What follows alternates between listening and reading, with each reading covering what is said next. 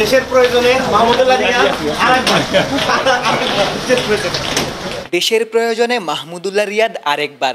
যে প্রেক্ষাপটে সাকিবেই উক্তি করেছিলেন সেটি না হলেও দেশের জন্যই মাহমুদুল্লাহ রিয়াদ আরও একবার লড়াই করলেন। ছোট্ট একটা ইনিংসেই বাংলাদেশের জয় এনে দিলেন। নানা সমালোচনার পর যে জয় স্বস্তি দিয়েছে টাইগার ভক্তদের, রিয়াদকেও আরও একবার নায়ক বানিয়েছে। যদিও বরাবরের মতোই অন্য সব পারফর্মারদের ভিড়ে রিয়াদের ইনিংসের মাহাত্ম্য আড়ালেই পড়ে গেছে। সাইলেন্ট কিলার নীরবেই নিজের কাজটা করে গেছেন। লঙ্কানদের বিপক্ষে দেশকে জিতিয়ে বিশ্বকাপে দারুণ শুরু এনে দিয়েছেন।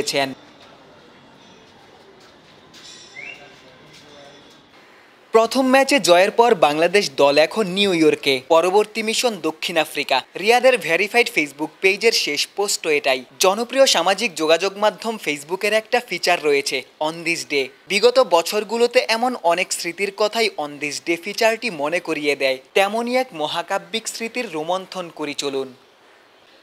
ঠিক 7 বছর আগে আজকের দিনেই চ্যাম্পিয়ন্স ট্রফিতে সাকিব রিয়াদরা মহাকাব্য রচনা করেছিলেন। কিউইদের কাছ থেকে অবিশ্বাস্য এক জয় ছিনিয়ে এনেছিলেন। 266 রানের পাহাড় সম টার্গেট তাড়া করতে নেমে মাত্র 33 রানেই নেই 4 উইকেট। অনেকেই হয়তো টিভি সেটের সামনে থেকেই সেদিন উঠে গিয়েছিলেন। তবে যারা শেষ বল পর্যন্ত বাংলাদেশের খেলা মিস করতে চান না, তারাই হয়তো সেদিন সৌভাগ্যবান ছিলেন। সাকিব রিয়াদের 224 রানের অবিশ্বাস্য জুটির সাক্ষী হয়েছিলেন। দুজনই সেঞ্চুরি পূর্ণ করেছিলেন। সাকিব আউট হলেও রিয়াদ দলকে জিতিয়েই মাঠ ছেড়েছিলেন। 7 বছর আগেও এই দুজন ছিলেন বাংলাদেশ দলের ত্রাণকর্তা।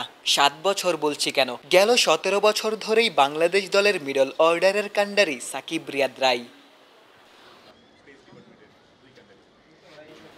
লঙ্কানদের বিপক্ষে ম্যাচেও সাকিব রিয়াদের জুটিতেই ম্যাচ শেষ হবে এমন প্রত্যাশাই হয়তো করেছিলেন টাইগার ভক্তরা। তবে সাকিব হতাশ করেছেন। সাকিবের আউটের পর রিয়াদই ত্রাতার ভূমিকা পালন করেছেন। সামনের ম্যাচগুলোতে রিয়াদের পাশাপাশি সাকিবও হয়তো জ্বলে উঠতে চাইবেন, দলের জয়ে অবদান রাখতে চাইবেন।